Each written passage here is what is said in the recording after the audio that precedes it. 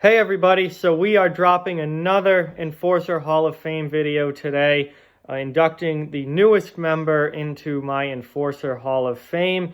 Today we are putting in Eric Godard. So Eric Godard played in the 2000s, slightly into the 2010s. Most of you probably remember him with the Pittsburgh Penguins because he is a Stanley Cup winner in 2009 with Pittsburgh.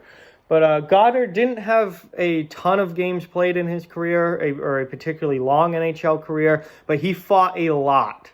And he was never shy about dropping the gloves. During the 2000s, he was one of the tougher players in the league, and he was always more than willing to take on the other team's toughest fighter, as well as him being probably, in most cases, his own team's toughest fighter. So Godard played 335 career games played, scoring 6 goals, 12 assists, and 18 points. Yes, he only had 18 points in his NHL career. He was not there to score, to say the least. He also racked up 833 career penalty minutes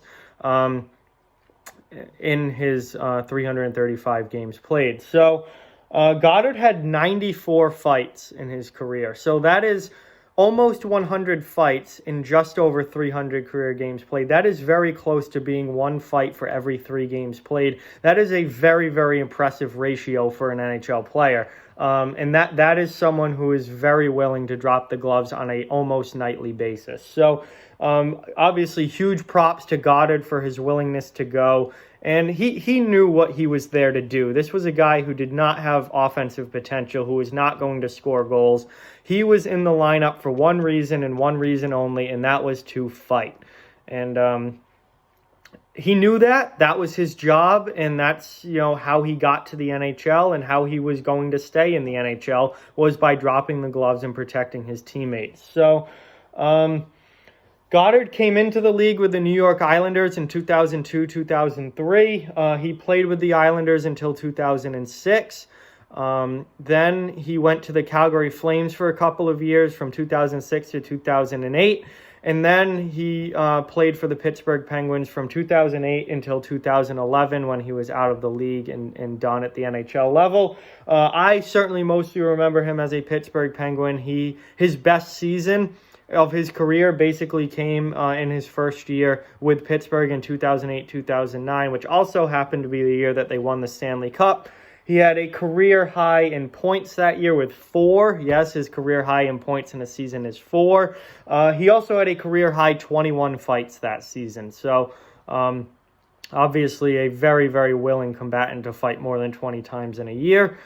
He had tied a career high that season with 171 penalty minutes, which he also did the year before in Calgary. But overall, I think his first season in Pittsburgh was probably his best overall season in the NHL. Let's see, he had 4 seasons at the NHL level where he had over 100 penalty minutes. I forgot to write that down here, my bad. But 2005-2006 with the Islanders, he had 115 penalty minutes. 07-08 with Calgary, he had 171. 08-09, he matched with Pittsburgh, he matched that 171. And then his final season, get this, this is interesting. His final season in the NHL came in 2010-2011 with Pittsburgh. He only played 19 games that season. In those 19 games, he had 105 penalty minutes. Now, obviously, there were misconducts involved there. Also, the very famous game from 2011 between the New York Islanders and Pittsburgh Penguins, the brawl game where Godard came off the bench while Michael Haley was fighting Brent Johnson, the Pittsburgh Penguins goaltender at the time. Godard came off the bench to fight Haley, who was fighting the goalie, and that brawl game obviously added a lot to Godard's penalty minute total that season. But still, that is hilarious to look at on the stats page. 19 games played, 105 penalty minutes. Godard was a beast at times, and certainly knew what his role was for the Penguins, and that was to take care of teams like the Islanders, who at the time were very, very bad and out there basically just gooning it up and threatening to Pittsburgh star players. So Godard was there to take on the threats and drop the gloves when he needed to.